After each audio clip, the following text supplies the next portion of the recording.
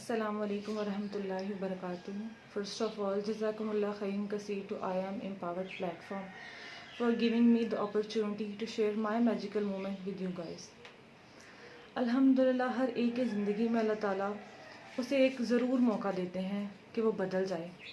ہر ایک کو موقع ملتا ہے. اب یہ ڈیپینڈ کرتا ہے ہم پہ، ہم اس موقع کو کس طرح لیتے ہیں، ہم اس موقع کو اویل کرتے ہیں یا نہیں کرتے. اور الحمدللہ اللہ کا بہت کرم ہے، اللہ کا بہت احسان ہے کہ میں نے اس موقع کو اویل کیا. 3 سال پہلے کی بات ہے تقریباً، جب میں اپنے کالج میں تھی اور میری زندگی دین سے خالی تھی. دین سے خالی اس طرح نہیں تھی کہ میں نماز نہیں پڑھتی تھی، میرا اللہ تعالیٰ سے کنیکشن نہیں تھا، مجھے دین کی سمجھ نہیں تھی، میرے پاس آپ صلی اللہ علیہ وآلہ وسلم کا لایا ہوا دین نہیں تھا. اس کے بعد میں نے الحمدللہ قرآن پاک کی تفسیر پڑھنا شروع کی. جب میں نے قرآن پاک کی تفسیر پڑھنا شروع کی، الحمدللہ مجھے اللہ تعالیٰ نے بدلنا شروع کر دیا. میری سسٹر کو گھر میں قاری حفظ کرانے کے لیے آتے تھے. میں نے انہی کے پاس جو ہے قرآن کی تفسیر پڑھنا شروع کی، اور اس وقت مجھے لگا کہ یہ قرآن ڈائریکٹلی مجھ پہ نازل کیا جا رہا ہے. یہ آیا ہی جو ہے مجھے ہدایت دینے کے لیے ہے. میں بس قرآن سنتی تھی اور آنکھوں سے آنسو جاری ہو جاتے تھے. اللہ تعالیٰ اپنی آیات کے ذریعے مجھے تنبیہ کر رہے تھے کہ میں سیدھے راستے پہ نہیں ہوں، مجھے سیدھے راستے پہ چلنا ہے. کیونکہ میرا تعلق ایک ماڈرن فیملی سے ہے اور دین ویسا نہیں تھا ہمارے گھر میں جیسا کہ ایک ریلیجس فیملی میں دین ہونا چاہیے. دین ایسا تھا کہ بس دین میں جہاں جس جگہ آپ کو دین کی ضرورت ہے وہاں پہ دین کو فالو کریں، ادروائز نہ فالو کریں، اٹس اوکے. اور یہ بھی بتایا گیا کہ دین بہت مشکل ہے، دین میں آسانیاں نہیں بتائی گئیں. لیکن الحمدللہ جب پریکٹس کرنا شروع کیا دین کو تو پھر پتہ چلا کہ دین تو بے حد آسان ہے. اس کے بعد جب قرآن پڑھتی گئی تو خود کو بدلتی گئی. آیات کو سمجھتے میں نے خود کو بدلا. اس کے بعد جب میں اپنے کالج میں تھی تو میں مکس گیدرنگس کو برا نہیں سمجھتی تھی. میں سمجھتی تھی کہ کوئی پرابلم نہیں ہے، لڑکا اور لڑکی دوست ہو سکتے ہیں، اٹس اوکے. ضروری نہیں ہے کہ ان کے درمیان کوئی ریلیشن ہو. فرینڈس کے ساتھ ہینگ آؤٹ کرنا، باہر جانا، گھومنا پھرنا، یہ میری روٹین تھی. لیکن جب بھی رات کو بستر پہ سونے کے لیے جاتی تو ایک چیز جو ہے وہ میرے ذہن میں ہوتی کہ میں کچھ نہ کچھ غلط کر رہی ہوں. اور ایک بات اور کہ جب بھی میں نماز پڑھتی تھی تو مجھے نہیں پتہ تھا کہ صراط المستقیم کیا ہے، لیکن کوئی مجھے اندر سے کہتا تھا کہ تمہیں اس راستے پہ چلنا ہے، صراط المستقیم مانگو اللہ تعالیٰ سے. اور میں نے ان انٹینشنلی مانگا ہے، میں نے مانگا ضرور ہے، میں نے رو کے مانگا ہے، لیکن مجھے یہ نہیں پتا تھا کہ میں کیوں مانگ رہی ہوں.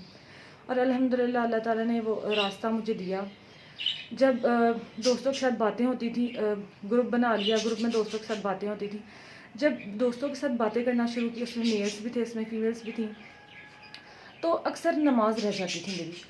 تو ایک دن ایسے ہی سوچا کہ میں نماز جو ہے، کیا میں نماز اس رب کے بندوں کے لیے میں نماز چھوڑ رہی ہوں جس رب نے مجھے پیدا کیا.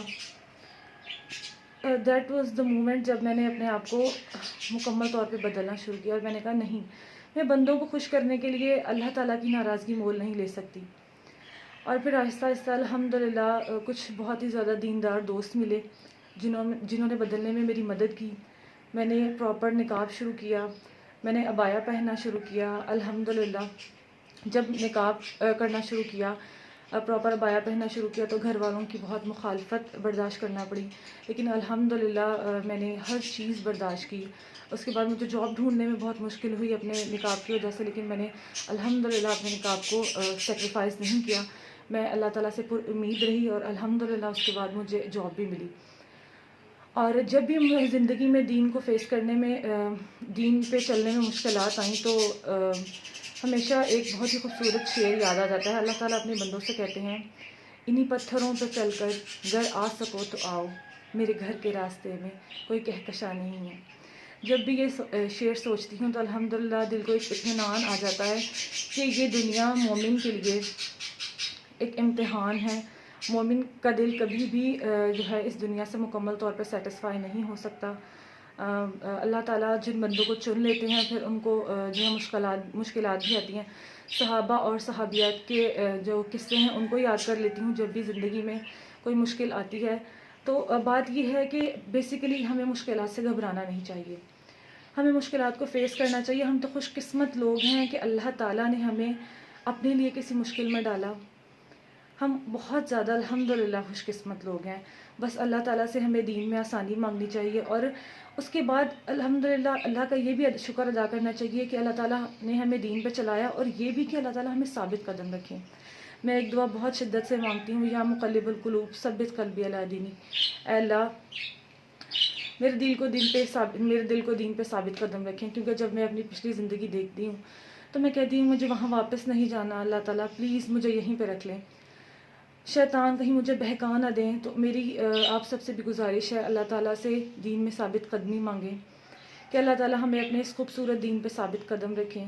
اور دوسری بات یہ کہ جب بھی آپ دین پڑھیں، دین سیکھیں، تو یہ دیکھ لیں کہ جس پرسن سے آپ دین پڑھ رہے ہیں وہ اوتھینٹک بندہ ہے، اس نے کس جگہ سے پڑھا ہوا ہے. کیونکہ دین جو ہے جب ہمارے پاس غلط راستے سے آتا ہے تو پھر ہی ہم دین سے بھٹک جاتے ہیں، ہمیں دین مشکل لگتا ہے. تو یہ سب سے امپورٹنٹ بات ہے جو ہمیں اپنی زندگی میں جو ہے جس کا خیال رکھنا چاہیے. اور جزاکم اللہ خیر کثیر میرے ان دوستوں کا جنہوں نے مجھے دین کی آسانیاں بتائیں. میں نے اللہ تعالیٰ سے الحمدللہ اپنا کنیکشن بلڈ کیا. اب جب بھی نماز پڑھتی ہوں تو اللہ تعالیٰ سے لگتا ہے ڈائریکٹ رابطہ ہے میرا، میں بات کر سکتی ہوں اللہ تعالیٰ سے. اور یہ وہی بات آ گئی کہ پھر اللہ تعالیٰ سے ثابت قدمی ہی مانگتی ہوں کہ یہ بہت خوبصورت راستہ ہے، بہت خوبصورت دین ہے. اللہ تعالیٰ جی مجھے اس پہ ثابت قدم رکھیے گا، اور جو ہے اپنی دعائیں مانگتے رہیں، اللہ تعالیٰ سے رابطے میں رہیں. ہمارا اللہ تعالیٰ سے رابطہ بے حد ضروری ہے. جزاکم اللہ خیر کثیر.